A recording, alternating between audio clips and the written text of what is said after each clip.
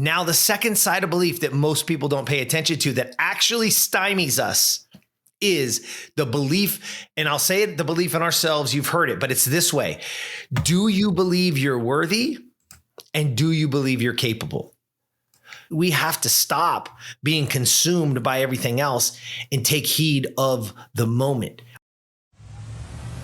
Are you a trader or business owner, or anyone just wanting to learn how to be healthier, better, and more business savvy? You've come to the right place. Welcome to A Trader's Life with your host, Rick Mazer. Have you heard about CBD? Do you use CBD? Do you want to know more about CBD?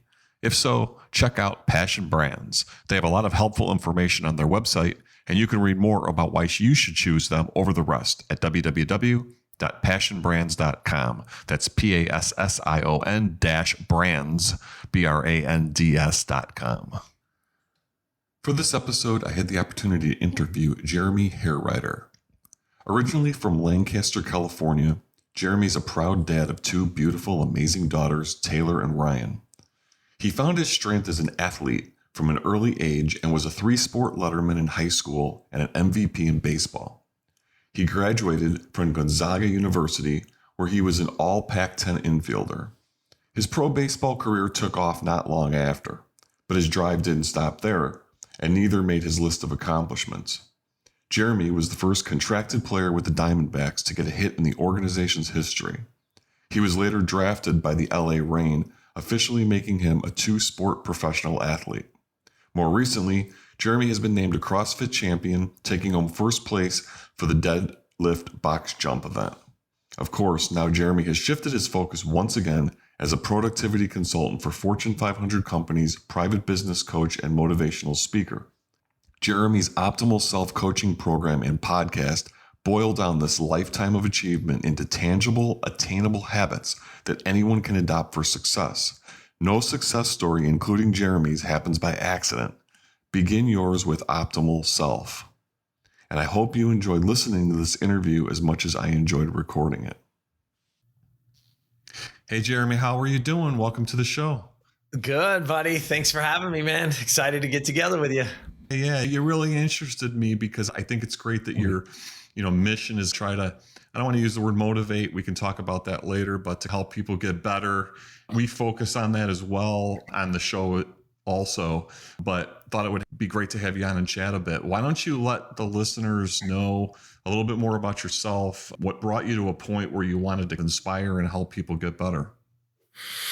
Yes. So that's a pretty convoluted story, but let's try to shorten it up for everybody so we don't bore them. I was born and raised in Lancaster, California, but the gist of that is my mom was 16 when I was born. She was 15 when she got pregnant. And you can imagine what that's like, a child having a child. Those first few years were really tumultuous. My birth father was a, alcoholic, drug addict, very abusive, physically and verbally to all of us. I have a little brother as well. And that kind of started to shape the plan, but seeing my mom she's one of my heroes, man. She got us out of there. She didn't take that. She picked us up one night after one of his drunken stupors and packed us in the car, or didn't even have a car because he took the car, and she took us down and called Grandma and Grandpa, which is Nana and Papa in my world. And they came and picked us up, and we never went back. And you were raised by a village. I was raised by my Nana and Papa with my mom and aunts and uncles and things like that. So that's where it was all built. My life was from the time I was came out of the womb. My mom will tell you, man,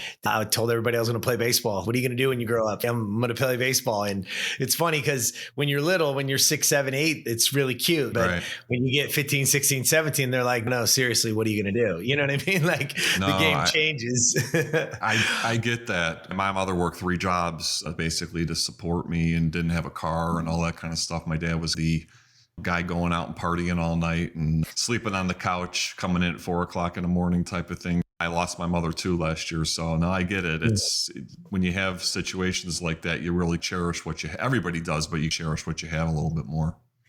Yeah, for sure. And then depending on the time of your life, there's certain monumental points of your life. If you pay attention, they can make you or break you. That's the way I always look at it. I've always tried to, from a young age, being told I wasn't good enough, being told I wasn't going to make it, being told, and I tell people all the time, I was like, there's plenty of times in my life, there's plenty of people that didn't believe I would make it. I was just never one of them.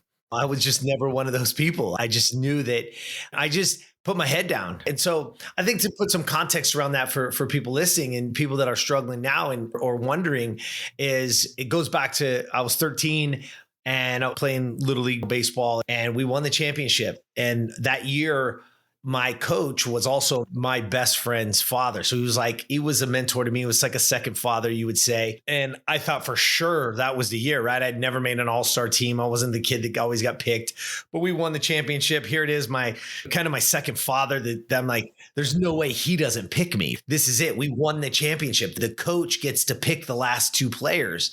And my name didn't get called that day.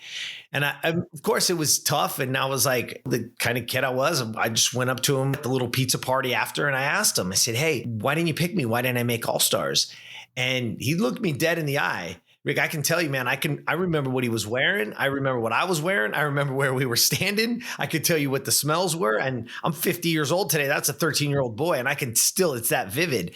And he looked me dead in the eye and he said, because you weren't good enough, like flat out. And you hear that, you're a 13-year-old boy, and any parent that's out there that has a kid that you're like, no, what? You should never say that to a child. You should. And I'm not going to tell you, I wasn't devastated. I was crushed. Matter of fact, I ran away from that situation. I got over, I asked the lady to call my mom because she wasn't there.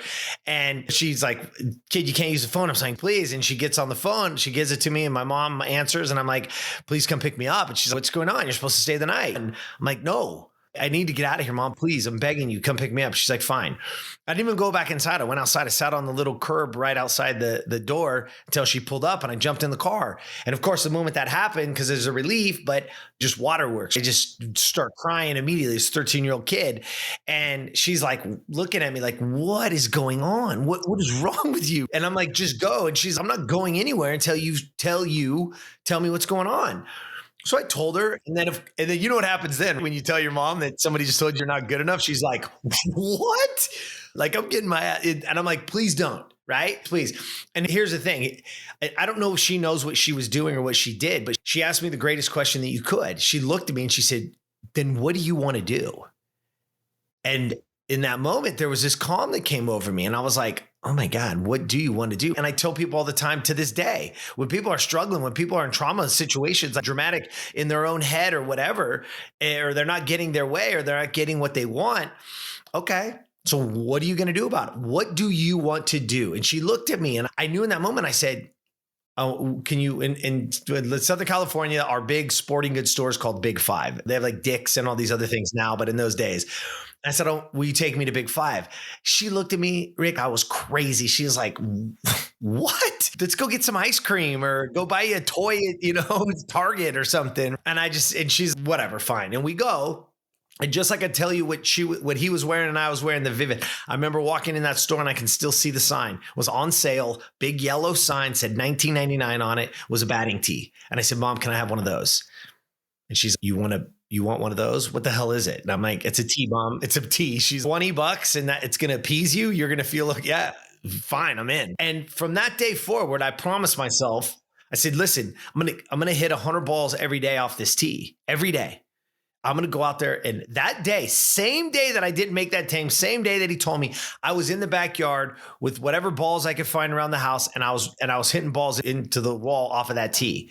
And every day for years, every day I got up and did it. Rain or shine. And in the rain, I would do it with tennis balls because they could take on the rain where the baseballs couldn't. Like I would see out there, be like, what are you doing? And in my own head, I was thinking to myself, I'm not good enough yet. I wasn't good enough. And I want people to understand this. What he said to me that day was honest. And what I mean by that is this. There are 15 teams in this league with whatever. There's 20 kids on each team. So there's 120, 150 kids in this league. 15 make the all-star team. So if I was the 16th best kid out of whatever, 120, 150 kids, that's pretty good. But it's not good enough to be on that team. That's the truth. Probably before this even airs, this is going to be listened to by my son, who coincidentally turned 13 on May 4th. And he's on travel soccer, and Okay. he actually got cut from the premier team. And he just did tryouts, and they said, okay, you're going to make the white team, which is a lower team. And he's just devastated because honestly, he's just not good enough right now. And he needs to put more, but he's at a crossroads right now. He needs to hear this interview, actually, believe it or not. But we're going through it right now, today, like the last couple of days. So it is interesting that you brought it up, but a lot of what you relates, and probably to a lot of other people. In our world, though, in our lives that relates to, right? Is that, right. I want people to understand this, and I hope this helps your son as well. The next year, I hit 100 balls off that tee every day, and I didn't make the All-Star team the next year either. And then the next year I was in high school and I made the team, but I didn't play. I wasn't a starter. I got more water than I got at bats. By 16, 17, 18, you talk 5 years later, still hitting balls at that tee, still in that desire to play, right? By the time I was in my senior year, I was the MVP of the team. I led the team and the league in hitting. And I was the only kid on that team to actually get a scholarship to go play.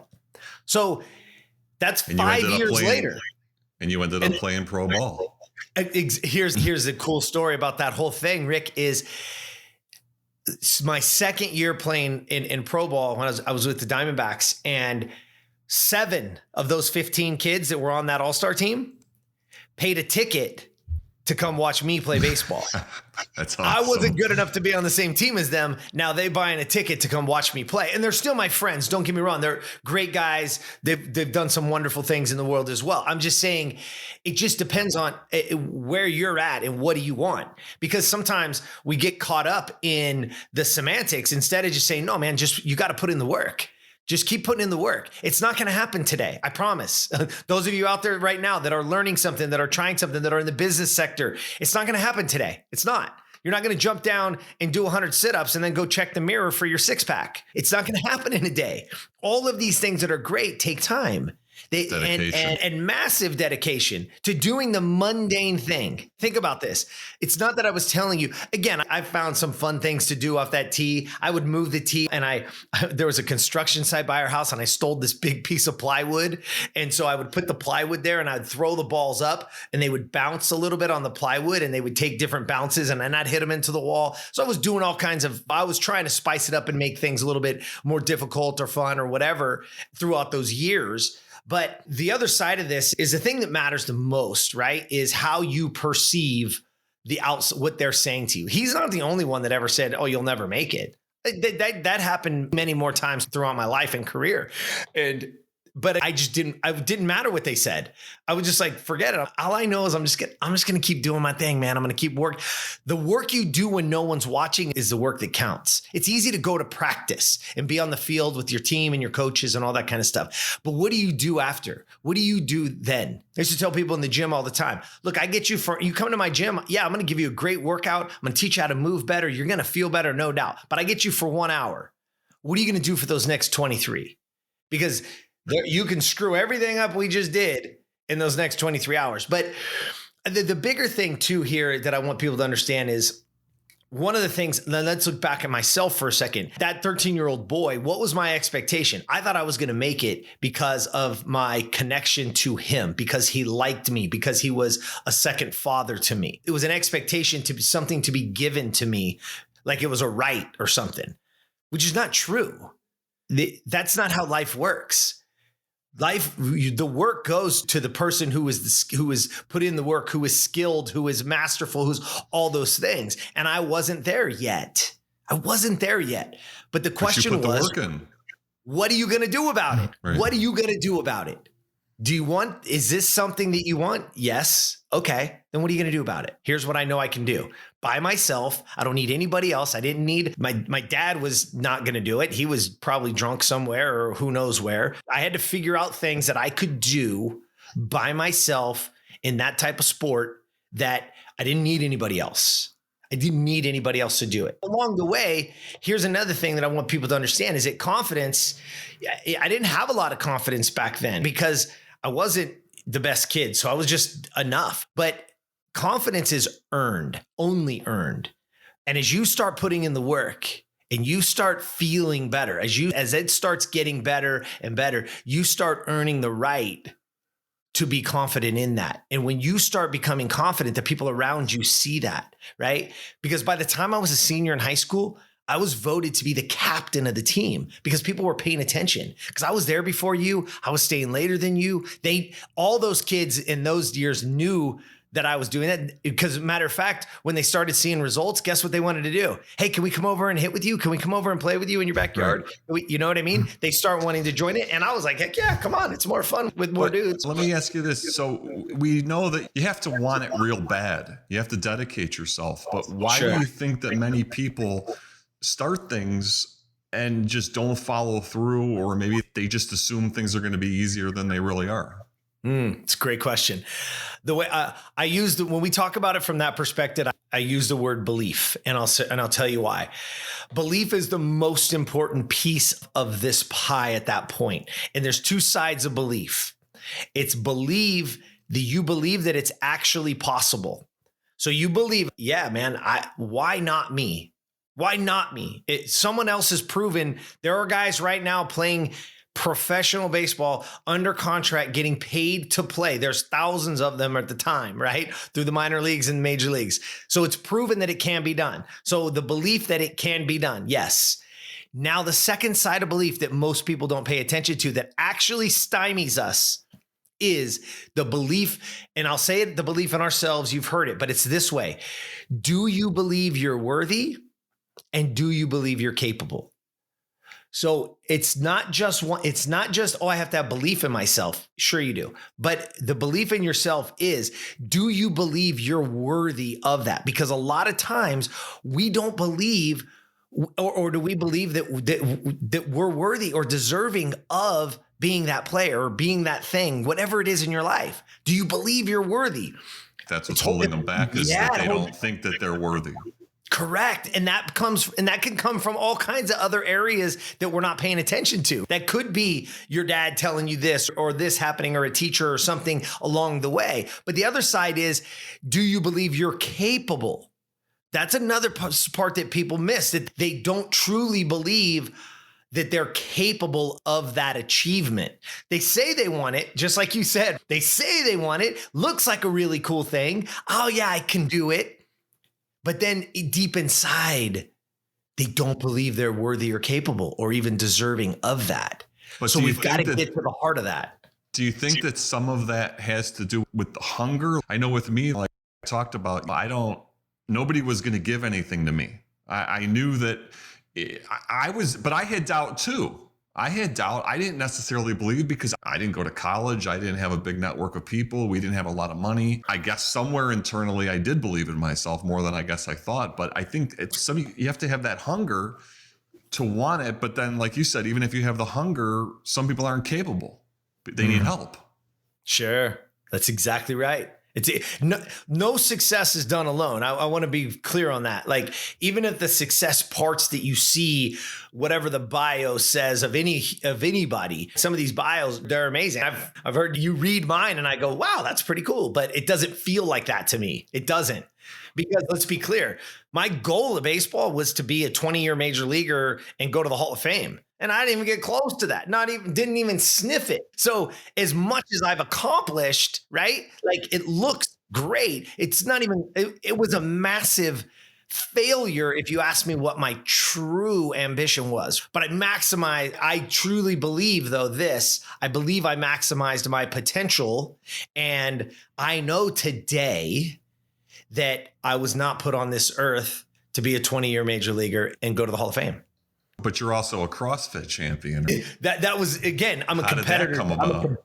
I'm a competitor at heart, man. And of course, love staying in shape and obviously being an athlete and working out and doing all that stuff. That never stopped for me. I wasn't that athlete that like quit. No, I'm not playing anymore, so I'm not going to.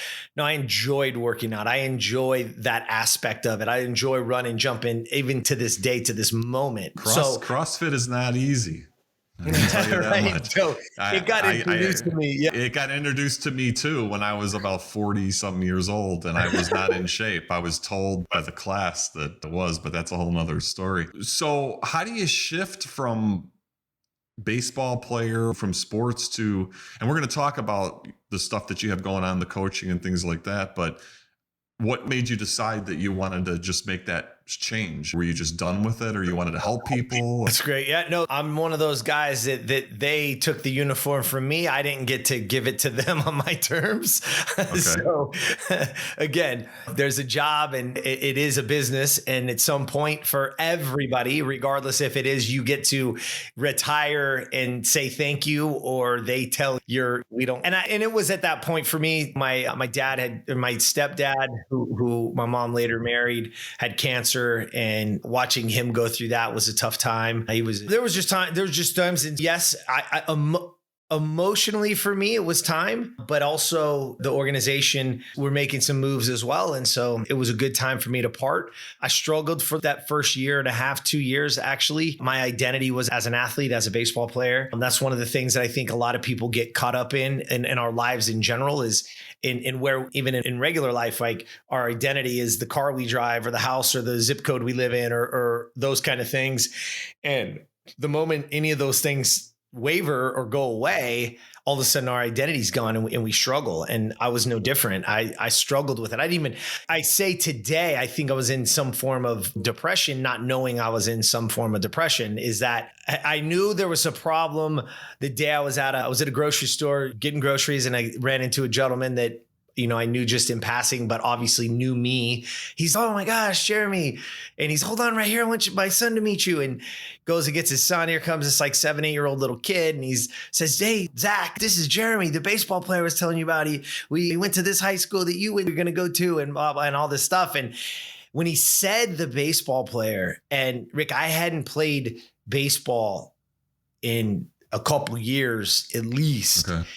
And I knew at that moment I was having a problem, because I was inside, because I immediately wanted to say to him, "Oh no, I'm not a baseball player anymore." You know what I mean? Here's this kid with this big smile and these big bright eyes. And I was like, and said hello, and we talked a little baseball and told him he can do it. And he was like, "Hey, he's really little." And I was like, "Yeah, I was the smallest kid on my team always," and that kind of thing. But when he left that day and I checked out and I got to the car, and I was like, man, like, I got to change this. I got to change this feeling I'm having right now, because I put in a lot of time, energy, and effort into that part of my life.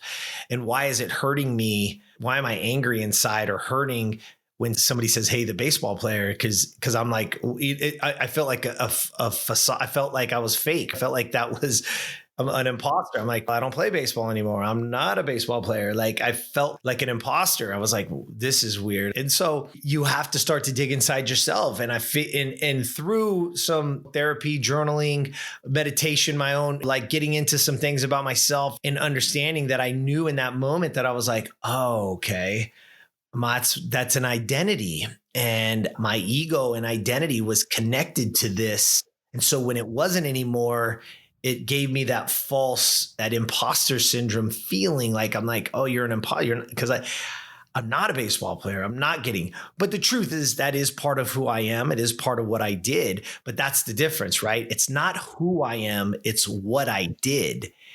And when I could separate those, it helped me tremendously.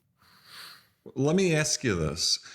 I read somewhere, and correct me if I'm wrong, that you think having balance is a myth. Is that true? Yeah, for sure.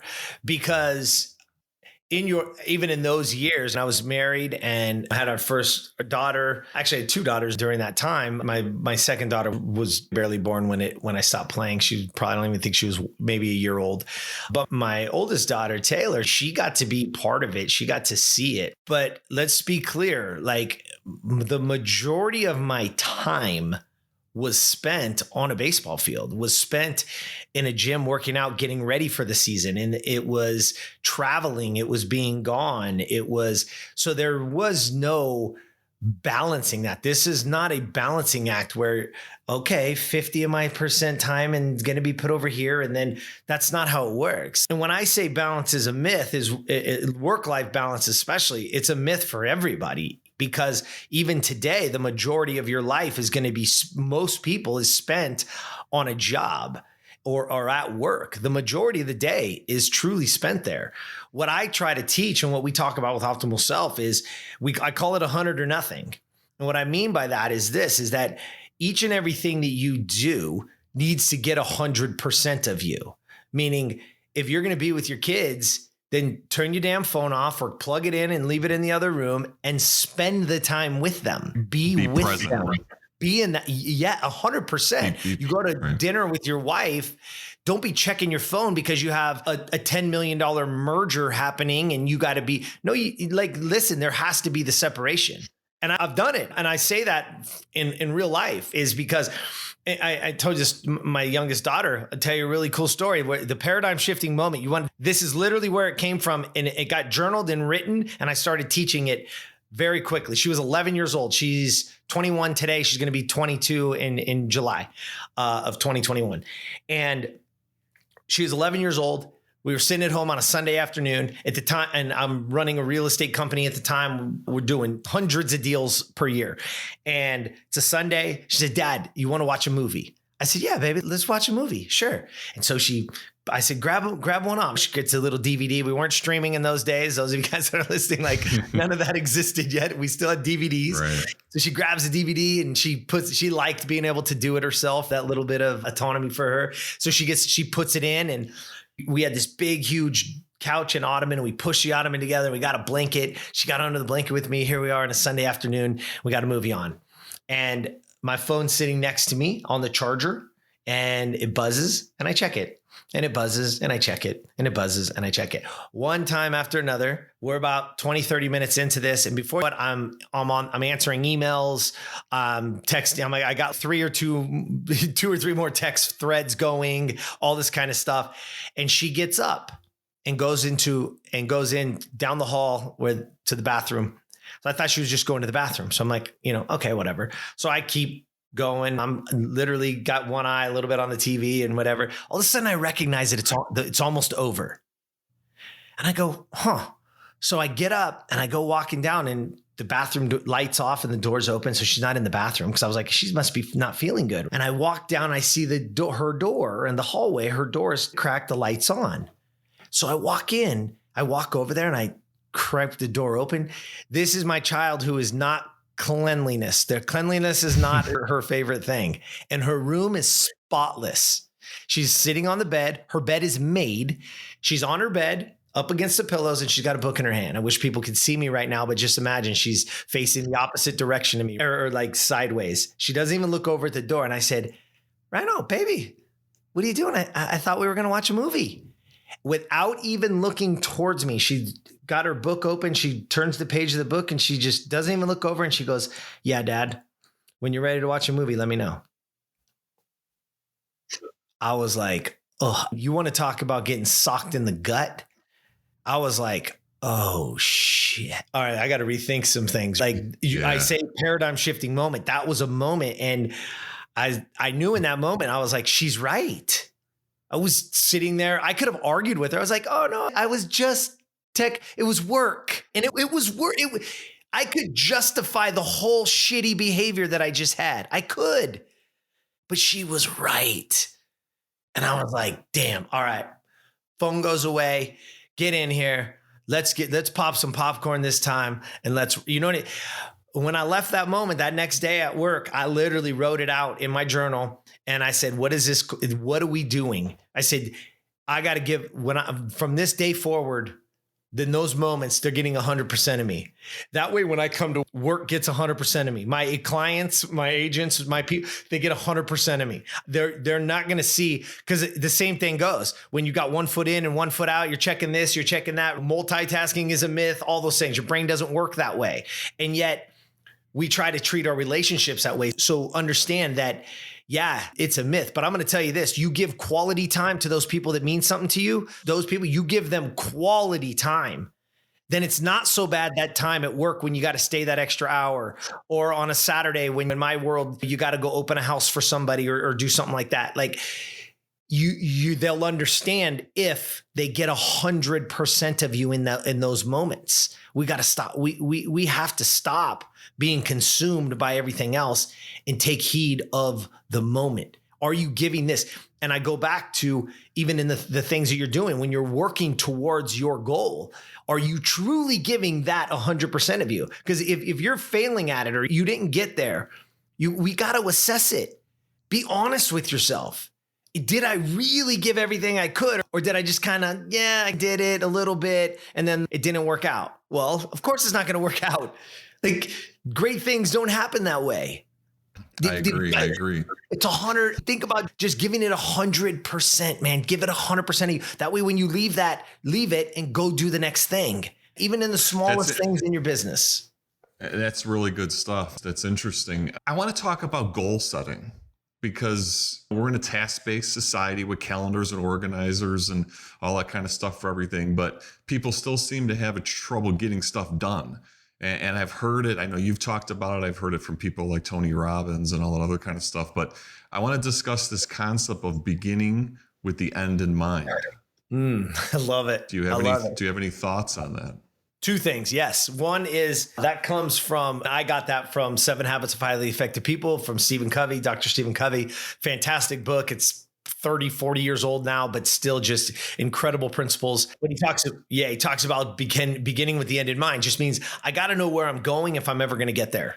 So I've got to be able to picture it. I got to be able to know what that looks like. So we have to have that end goal. And sometimes that can be a big goal, right? It could be being a Hall of Famer or being 20 years in the major leagues and a Hall of Famer. That can be the end goal. You make that the goal. See that as the goal. And then again, do you see yourself as it? Do you believe it's possible? Do you believe you're capable? Are you willing to put in the work?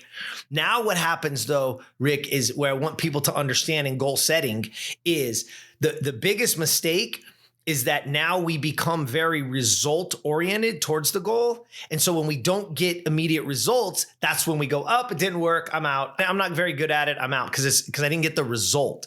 We have to switch from, and if we can just reframe down when we bring it down to the activities, what you said, the planners and all this other shit that we have, we've got to be activity driven. Our goal, we can have that result goal that we want. I want to build a $10 million company. I want to make whatever, $200,000 this year. I walk agents into my company today, then that's like $100,000 is very normal for somebody to come in and say, hey, I want to make $100,000. Great. That's the goal. But when we break it all the way down, the actual goal, daily goals become activity based, not result based. I'll frame that up a little bit better for the listener. If I want to make $100,000 a year, we break it down to how many appointments do I need to be on? How many people do I need to be in contact with? And then all the way down to what I need to do today. So I know that in order to do that, I probably need to be on 2 real legitimate appointments with people who are going to buy or sell. In this case, it's real estate each and every month. I got to be on 2 legitimate appointments with people. I got to be sitting in front of somebody who's qualified, who's ready to make that move if everything lines up. Well, in order to have those appointments, I got to be making contact. I got to be in front of people. I got to be doing something. I got to be calling them. I got to be sending letters to them. I got to be sending notes, whatever it is. The activities are those. I can't, if you got to make 10 sales calls today but you're result oriented, meaning out of those 10, I'm going to get 2 appointments and you don't get any appointments, the likelihood of you doing it the next day is very unlikely. You might do it again and again. You do 2 or 3 days in a row in today's society, because we're an immediate gratification society. You can push a button on Amazon and have anything delivered to your door in 5 minutes. So we expect this. But when we talk about goal setting, I'm talking about, begin with the end in mind. What does that look like? Oh yeah, I want my company to be a $10 million company. Great. We back it out. What does that mean I have to do this year? What does that mean I have to do this month? What does it mean I have to do this week? Down to what do I have to do today? Today, the activity is going to, or the goal is going to be activity based and not result based, because the times are out of your control. I think a lot of people start a business and they're like, oh, I want to start a business and make a lot of money. And then what? Like, what's the end game? What's the goal? If you don't know what you want to accomplish, you can't get to the result, because you just get pulled in all kinds of different directions, I feel, especially now with social media and the internet and all that. I want to shift a little bit, because this is really, really good stuff. If people need help with this type of thing, Jeremy really knows his stuff. I want to shift a little bit though, and I want to play a little game. I want to give you a couple phrases, and please feel free to talk about whatever you want about them. The first one is, you're not defined by your past. Woo! You're in my wheelhouse now. I get this all the time, especially from an athletic perspective, is they go, "Oh, you were a professional baseball player. I was an all league player in high school." Or, "Yeah, I hit a home run to win the Little League World Series or whatever when I was 12. And people see that as their glory days. There might be people listening right now thinking the best is behind them. The best them is that glory days when they were, and maybe it's not athletics. Maybe it's something else that you can relate to that you're like, "Oh yeah, that's when I was great. That's when I was awesome. But now my knees hurt and my back hurts and whatever." And so they believe this past is the best them.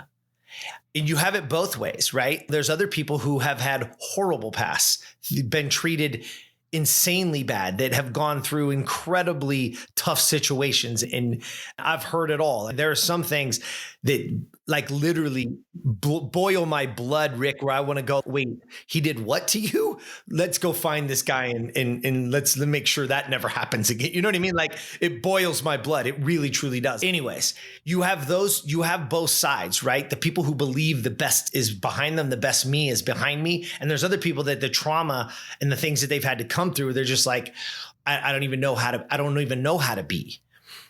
But here's the thing. We get to write the future. We get to write.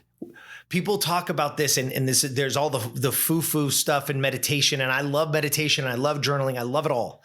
But what I don't believe in is that you need to find yourself. "Oh, just go on this and you're going to find yourself." No, you need to create yourself. I agree. You get to write the next scene. You get to write the next scene. I get what happened in the past. I get that you were great when you were 12. Okay, cool. You're fucking 40. Sorry, I don't know. But like, no, that's you're fine. 40. You can say anything you want. You're right. 40. Not only do you get to, you're the only one that can. Yes. Thank you. It's the moment when people get that, when you see this light bulb go and they're like, "Holy shit. Yeah, yes, let's do this." And then again, it's not easy, right? It's not, Nothing's easy. You're not gonna all of a sudden go, "Oh, I got this epiphany," and boom. No, it's gonna take work. It's gonna take work. It's gonna take change. Change means I have to change behaviors. I got to change something I do today if I want a different tomorrow. But I tell people all the time, you see me and you can see these accolades and all these things, right? Professional baseball player. I actually won an event at a CrossFit Games, the best in the world that year in that event. And people see that and they go, "Oh my God, how did you do it? And what did you?" But here's what I will tell you. That baseball player guy, that CrossFit guy, that guy today in my life, in my job, in my world, in my career, he's not even good enough. He'd get his ass kicked today.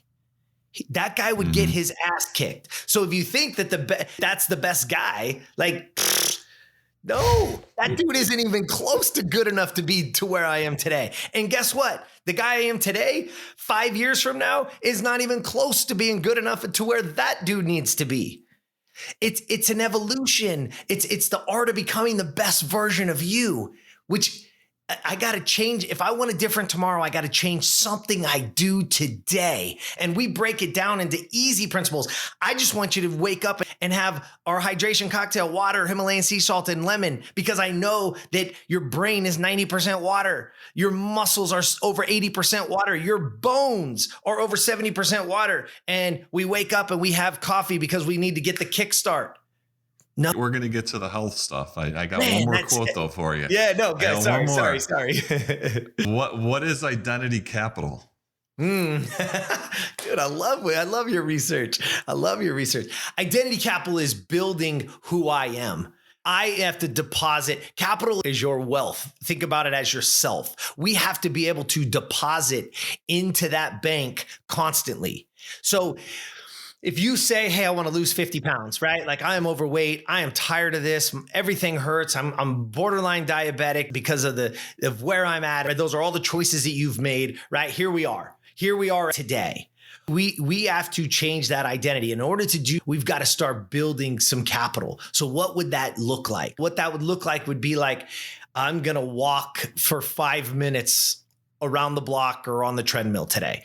No, I'm not going to go run 3 miles or 10 miles. I'm not going to go to a damn CrossFit class. That's not what I'm talking about. I'm talking about you got to start making small deposits that prove to yourself that you can do it. Start with the small things, and then we build, and then we build. And as you build that capital, if you start, it's the same thing with your wealth, right? You and I offline had some great conversations.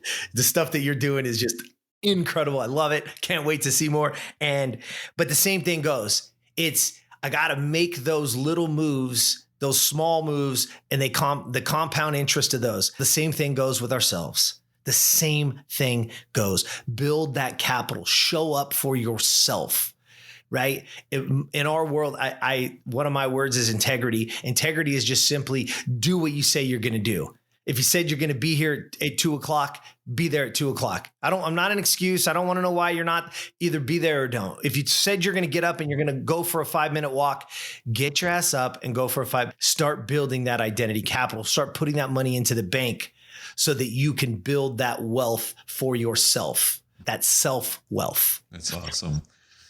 Let's move over to health a little bit. Hydration. I believe personally that exercise is very important to make the mind feel good, the body function properly. I just recently, for the first time in my life, started strength training, and it's been amazing. I can't believe it, actually. But tell people why waking up to a body that's hydrated and running as optimal as possible is important in business and in life. So we have Optimal Self. We have 6 principles, and I'll hydration, breathe, move, read, write, and be intentional. And the reason why the number one principle is hydration is because just what I said before. Your brain is 90% water. Your muscles are over 80% water. Your bones are over 70% water. Everything, your cells, everything is run on water.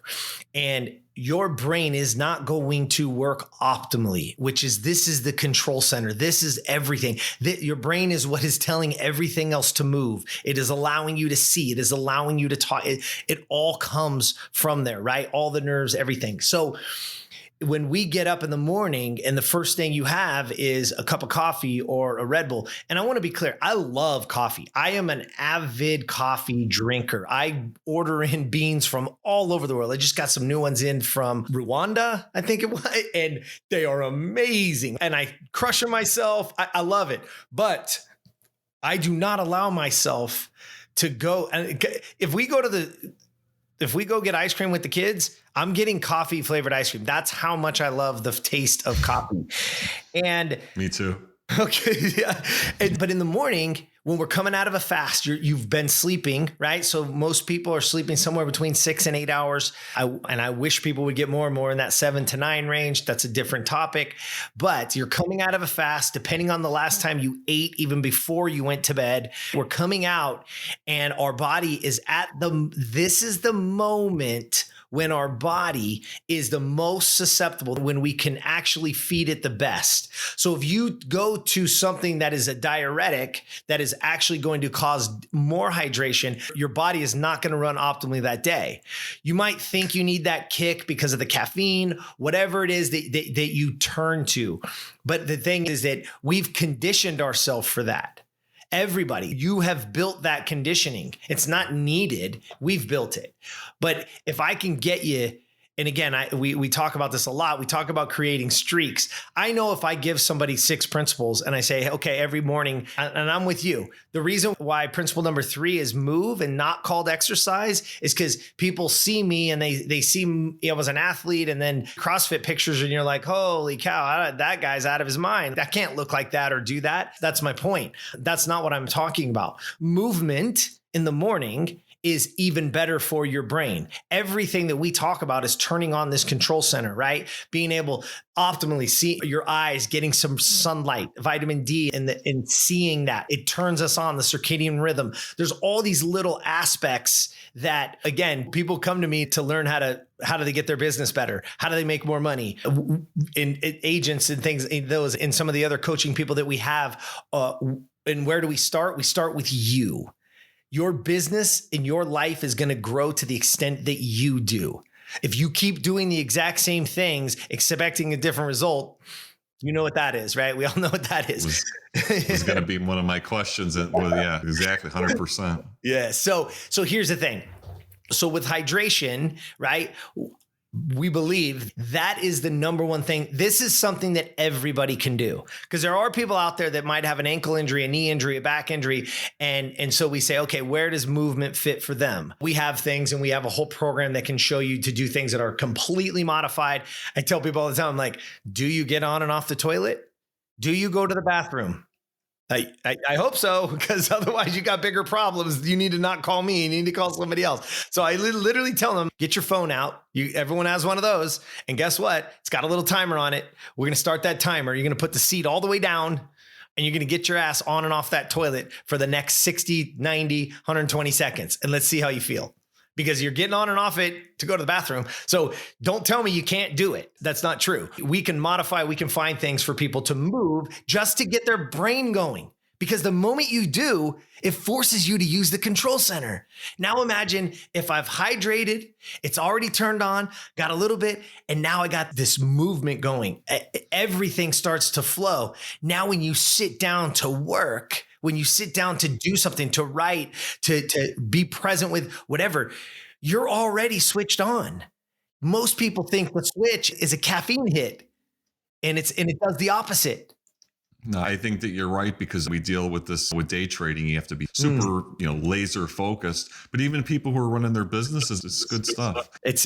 I will tell you that day trader, and the stuff that you and I talked a little bit about offline, and I hope these guys are listening, is that, man, what they do in being so laser focused is it's not a stimulant to get you there. Your mind and body is built for this. But you have to have the right frame of mind, and you have to have the proper preparation. Speak to me a bit about generational habits, generational wealth, and why I should choose one over the other. So your life is about behaviors, your habits, everything that you have in right now in your life. Your bank account is a reflection of your spending habits, right? Your weight is a reflection of your nutrition habits or exercise habits, right? No joke, if you have children, how many of you have ever said, remember when they were little and they were learning words and they were learning phrases, and you might have said something to a friend or to your wife or to your husband, whoever's listening, or your spouse, and then all of a sudden your kid just repeated it? And you're like, oh my God, they can't, it could have been one of those F words or what, you know what I mean? Oh, and it happens. They're watching right now. Here's where generational habits comes from. We all have habits, and like it or not, people around you are affected by your habits. Especially when they're good. So when generational wealth, we love that. You and I have talked about wealth and building wealth, and I want my kids to get handed down some of the stuff that I've built. But at the same time, if I don't help them understand how we got there, there's no way for that to continue on. The truth is, most generational wealth dies off at about the third generation, because those people that are gaining that wealth, they haven't gained the habits from the person who did it in the first place. So right now, you are leaving something behind in relation to your habits. They're watching you, how you walk, how you talk, how you eat, the food that you choose, the things that you watch, all of it, you're leaving behind. And are we paying attention to that? So we want to create a community and help people understand that, look, let's leave some cool habits.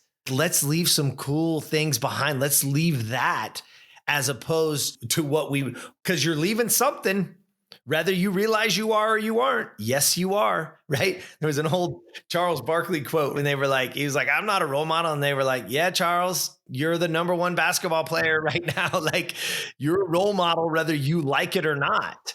So again, you shouldn't be a role model, but you are, that's what you signed up for, whether you know it or not. And exactly. Even now, as parents, you're a role model. Of course. You can't tell people, you can't tell your children, do what I say, not what I do. They're always going to do what you do. I tell them all the time, I say, listen, here's the number one thing. Ask yourself this. You tell your kid to make their bed, and if they walk by your bedroom, is your bed made? So Oh, and why they're would quick to point it. They're quick to point it out to you yeah, too. they're like, why am I listening to you? You don't do it.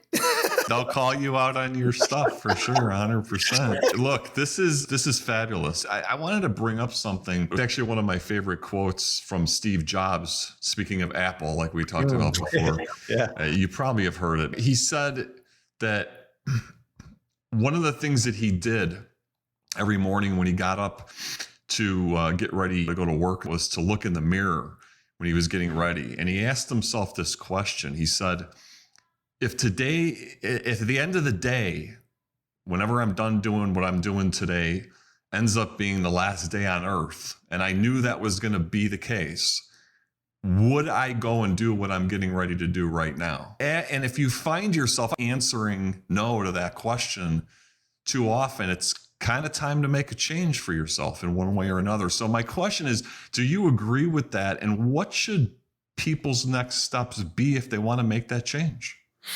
Wow, it is. And so let's be very clear on what he was saying, though, is Steve was very good at understanding and being passionate about his role in the evolution of electronics and Apple.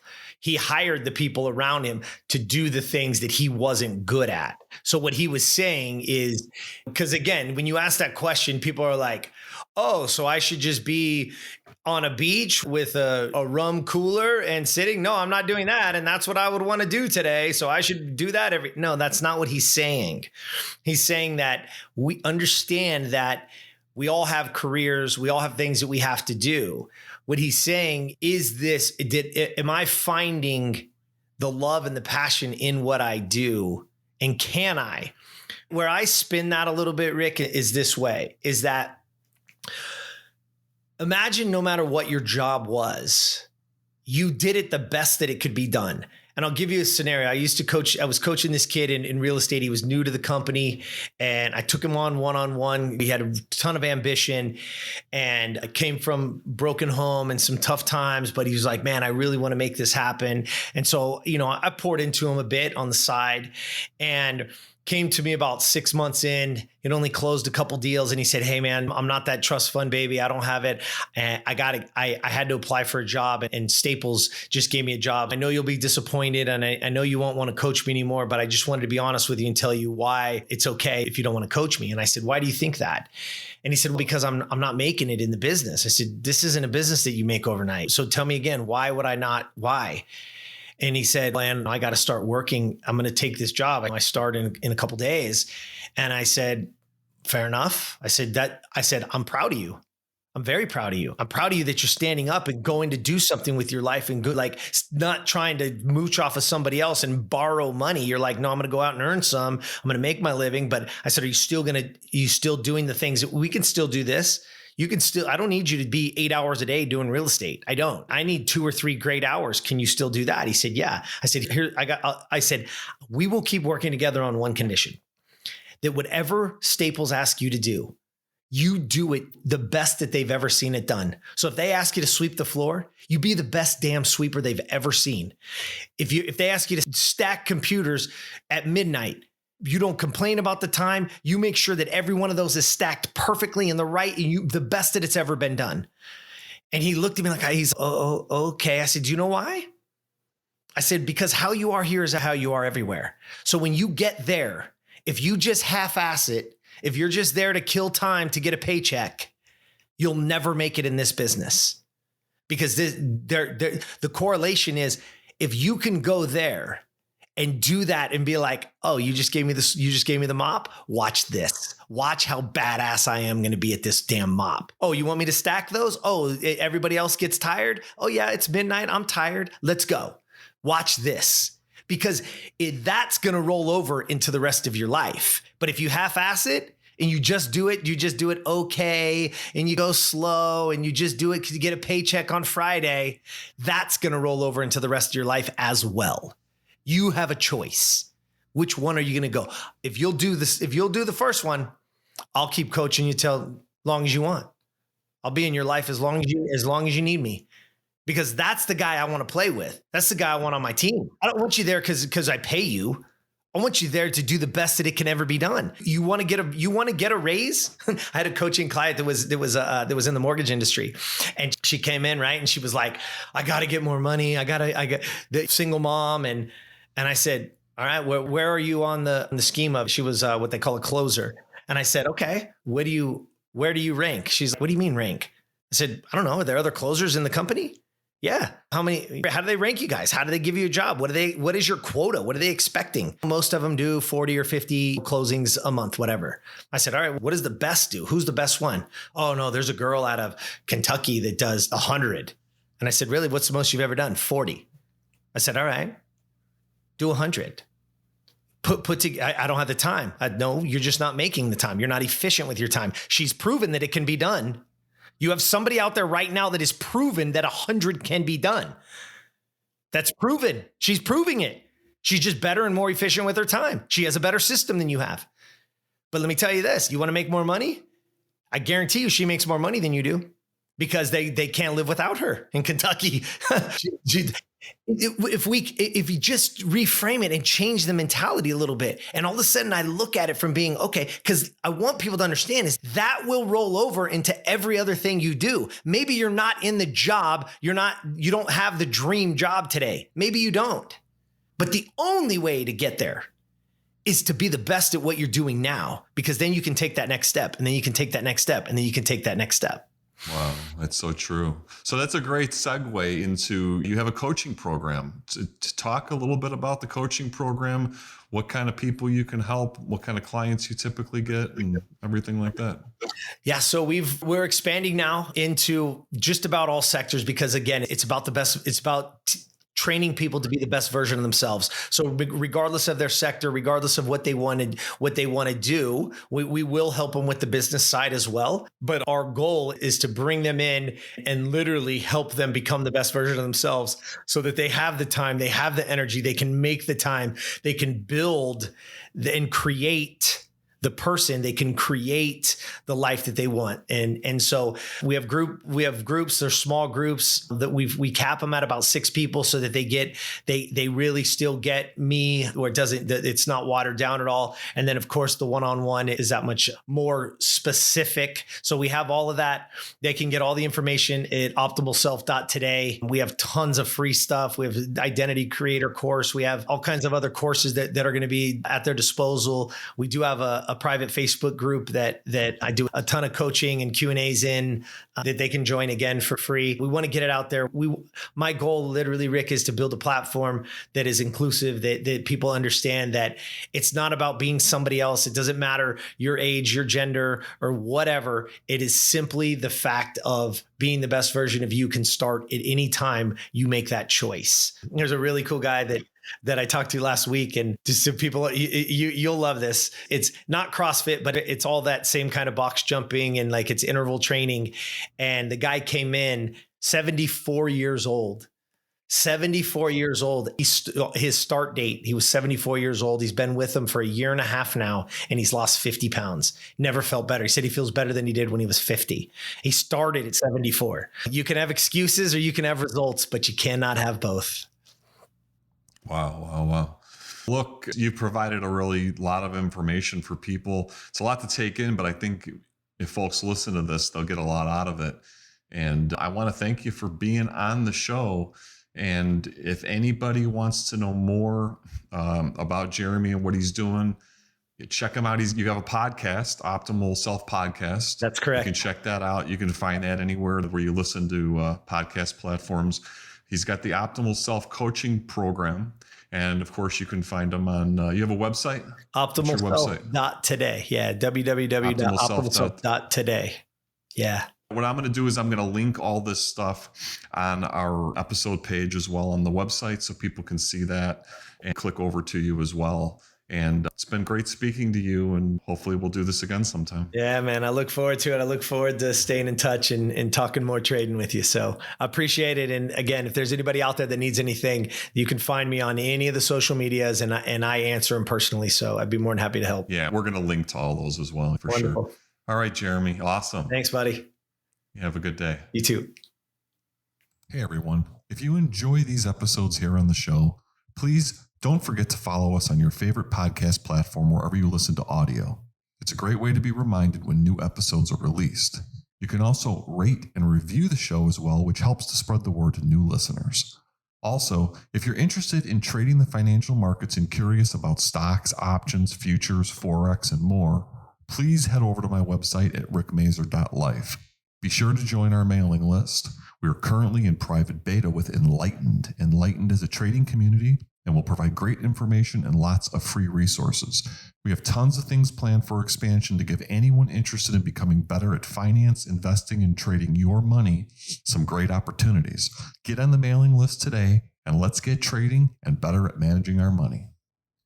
If you enjoyed the interview, stick around and listen to this quick word from our sponsor, and I'll be right back with a recap. This episode is brought to you by Passion Brands CBD.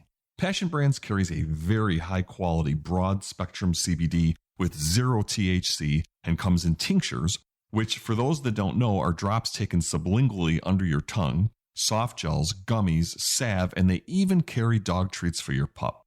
Yes, there's even CBD for dogs, and it works wonders for those who need it. For those of you who don't know what CBD is, they offer a lot of education on their website, and you can learn how people are using it in their everyday lives for a variety of functions. I personally use CBD, and while I can't vouch for everyone, it does assist me with focus and being more relaxed when I'm doing my work. I also take it at night sometimes for help with sleep, and when I hurt my back, the salve works wonders, so I highly recommend it. Passion Brands CBD uses nano-emulsion technology, CO2 extraction, which is great. Their soft gels are water-soluble, and the CBD is allergy-friendly, including gluten-free. They offer full COA lab results, that certificate of authenticity, on their website and via QR codes, and are both tested in-house and by a third party to ensure optimal quality control. This means you can rest assured what they say is in the product is actually in it. Nothing more and nothing less. You can find them at www.passion-brands, that's passion-brands.com, and I'll also link all the social media in the show notes as well. Give them a look. So that's it for today's show. Let me know what you thought of it. I'd really appreciate it, and it will help make these shows better for you. Feedback is a very valuable tool to get better at anything. You can hit me up at Twitter at rickmaz1106, that's RICKMAZ1106, or on Instagram at rickmazer1, RICKMAZUR1. Use the contact form on the website, rickmazer.life, and we'll also have everything in the comments section for each show page. I personally look at all the feedback on the site as often as I can.